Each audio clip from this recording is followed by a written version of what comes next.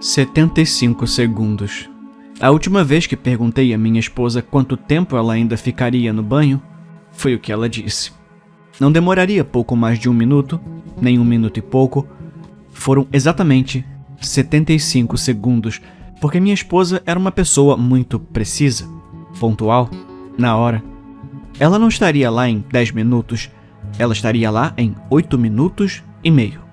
Ela era uma mulher que consegue contar nos dedos das mãos as vezes que se atrasou e ainda perde o sono por causa disso. Percebo que eu tô dando a impressão errada. A minha esposa, Kathleen, não é de forma alguma louca. Ela simplesmente tem uma noção do tempo melhor do que a maioria e gosta de exibi-lo. Ela nem tem relógio. Um jogo nosso é quando eu pergunto a hora e ela diz de imediato, e geralmente erra por poucos minutos. Então, quando ela disse aos médicos que eu fiquei inconsciente por 1 ou 2 minutos, eu fiquei um pouco chocado. Eu sabia que ela estava com raiva de mim, então. A política do hospital é mantê-lo por pelo menos 1 noite se você perder a consciência por qualquer período de tempo. Mais de 30 segundos e foi um mínimo de 3 dias. Eles estavam mais preocupados com meu lapso de memória em torno do momento em que bati a cabeça. Eu sei que estava consertando as escadas do porão. Lembrei-me de uma breve onda de pânico quando caí, sabendo que meu crânio iria bater no chão de pedra, mas foi isso. Aparentemente, eu estava acordado e conversando quando os paramédicos chegaram, mas essa memória desapareceu. Só agora minha memória de curto prazo está se curando. Lembro-me da comida do refeitório do hospital que comi no jantar ontem à noite. Lembro-me de quando meu chefe veio deixar um pacote de 6 cervejas disfarçado em garrafas de suco lacradas. Mas a maior parte dos meus pensamentos estava na minha família. O hospital me fez pensar nela, ou o que fizemos com ela. Eu tinha um par de adoráveis gêmeas idênticas e a vida estava se transformando em um conto de fadas, até que Sofia, a mais velha, por 4 minutos e 37 segundos, como minha esposa costumava dizer, começou a ficar doente. E não me refiro a doenças físicas e visíveis. Parece tão egoísta, mas eu teria preferido câncer ou qualquer doença que pudesse ser vista. Mas a doença estava em sua cabeça, e o que era quase tão ruim quanto a própria Sofia estar doente era o ódio de amigos e familiares. As pessoas não acreditam que uma criança possa ficar deprimida, paranoica ou totalmente perturbada por conta própria. Tinha que ser nós. Havia uma suposição tácita de que se uma criança fosse fodida antes da puberdade, a culpa era sempre dos pais. Tinha que ser a criação, porque a natureza cuidava muito bem da mente das crianças. Kathleen perdeu alguns amigos que me acusaram de abuso. Recebemos várias ligações do conselho tutelar. Não sabíamos o que fazer. Éramos apenas 2 crianças que decidiram criar um pequeno ser humano. Estávamos fora de nosso alcance. Eu não aguentava as idas às clínicas. Kathleen estava acostumada com o fedor químico de limpeza e o estroboscópio fluorescente dos corredores do hospital. Ela disse que antes de sua irmã, Cindy, perder a luta contra uma doença sanguínea, sua família sempre entrava e saía de todo tipo de instituição médica. Suponho que tenho que pintar um quadro para que você possa entender por que os pais desistiriam de seus filhos. Eu não quero ser o vilão aqui. Sofia gostava de torturar animais, colocar fogo em coisas, olhar para a mãe dela e para mim enquanto dormíamos, toda essa merda clássica de serial killer. Sua irmã gêmea idêntica, Raquel, era normal. Tentamos uma terapia infantil cara que deixou contas que não podíamos pagar. Kathleen não suportava o preço, mas eu queria que fosse caro. Queria poder me olhar no espelho e dizer que minha esposa e eu contraímos dívidas para tentar ajudar nossa filhinha. Fizemos tudo.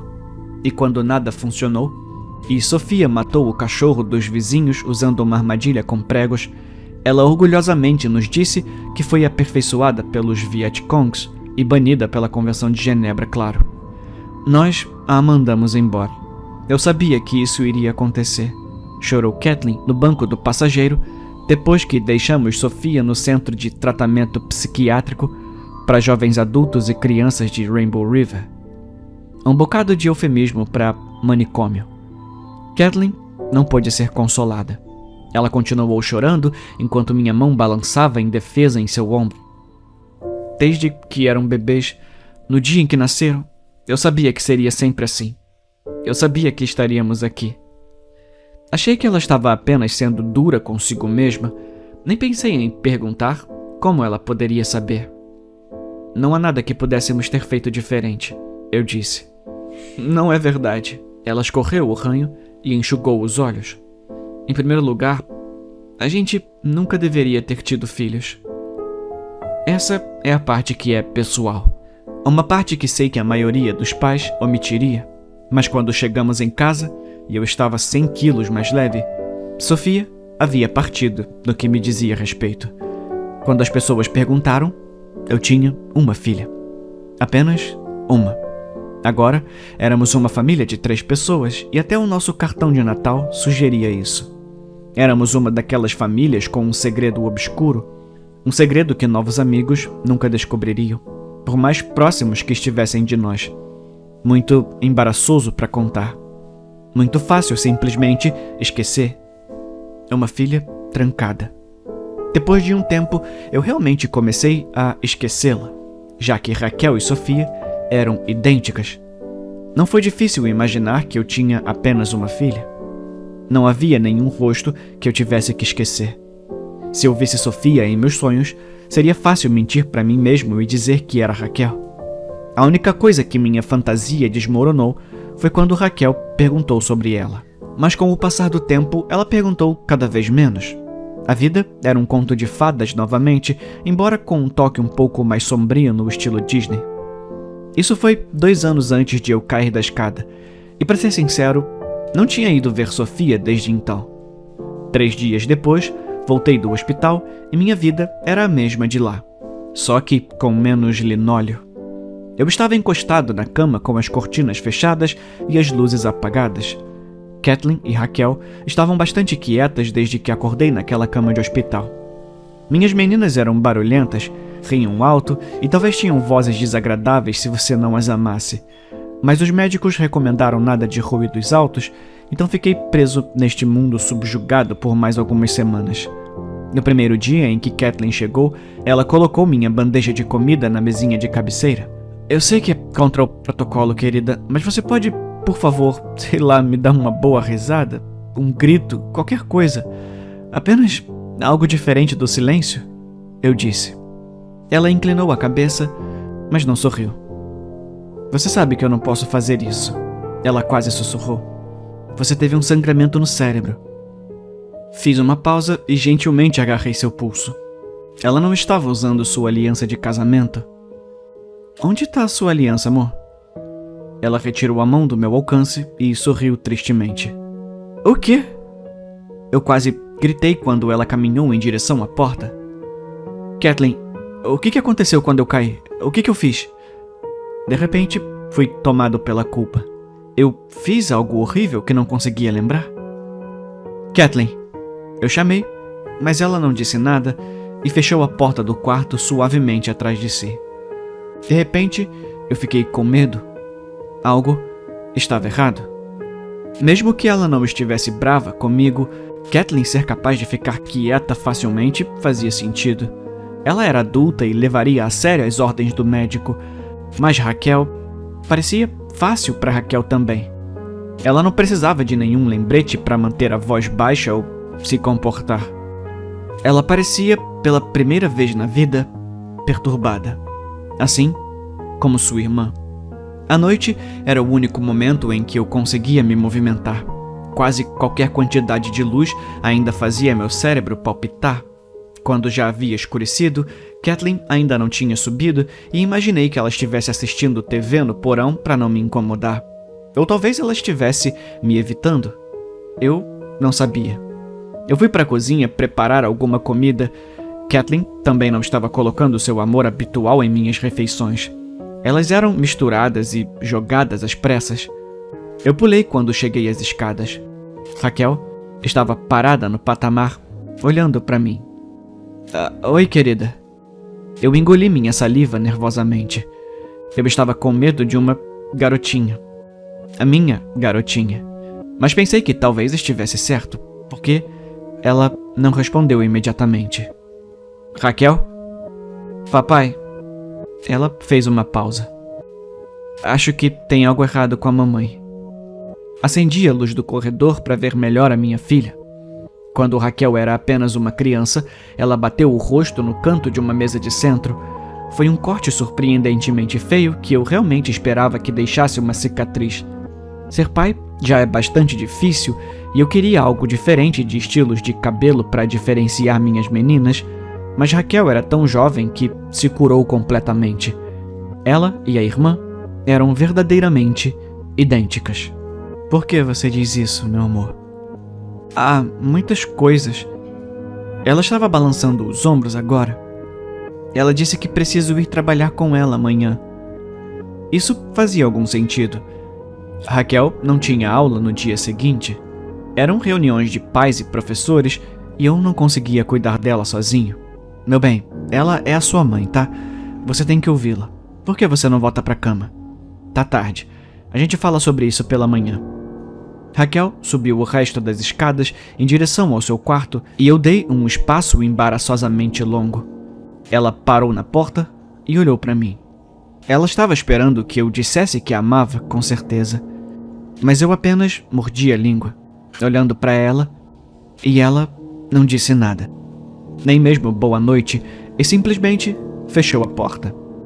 Eu lembro desse momento todos os dias agora. Eu reproduzo isso em meu cérebro repetidas vezes. Raquel olhando para mim da porta, esperando. Eu não sabia na época. Era sutil como as coisas são sinistras, mas tenho certeza de que aquele foi o pior momento da minha vida. No dia seguinte, acordei cedo e encontrei o lado da cama de Kathleen ainda vazio. Frio.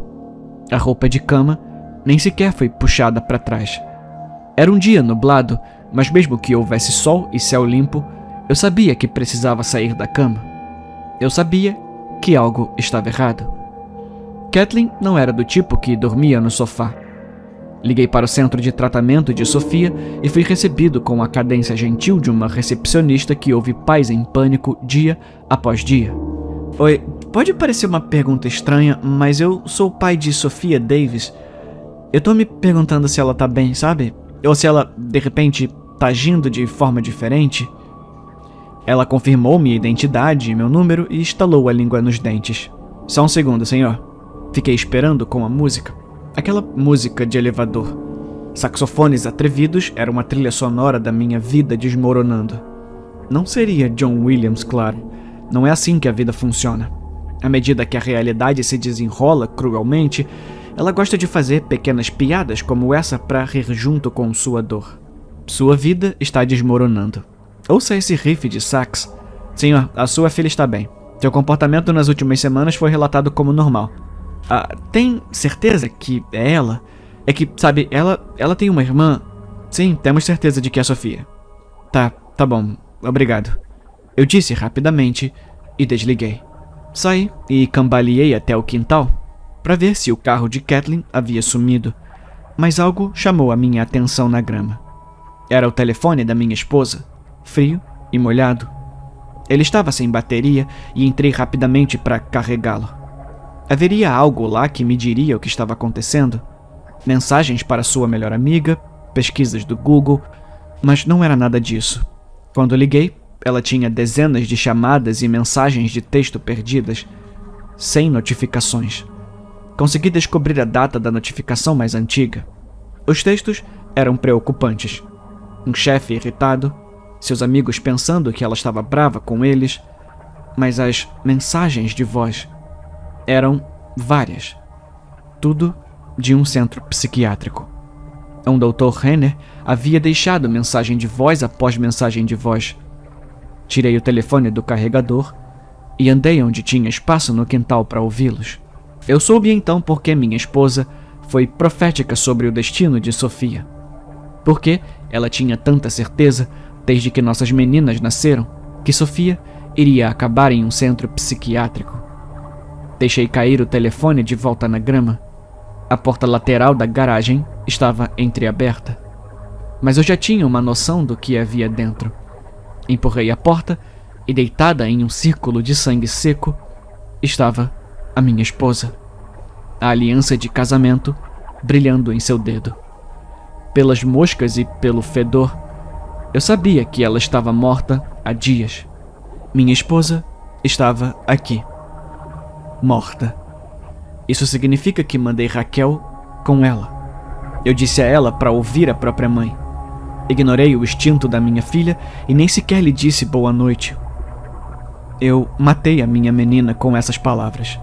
Não posso fingir que não, porque aquela não era a mãe dela. A irmã de Kathleen, Cindy, está viva e elas são gêmeas, idênticas, assim como minhas filhas. Acontece que Cindy também gosta de torturar e matar coisas e escapou do manicômio apenas 4 dias atrás.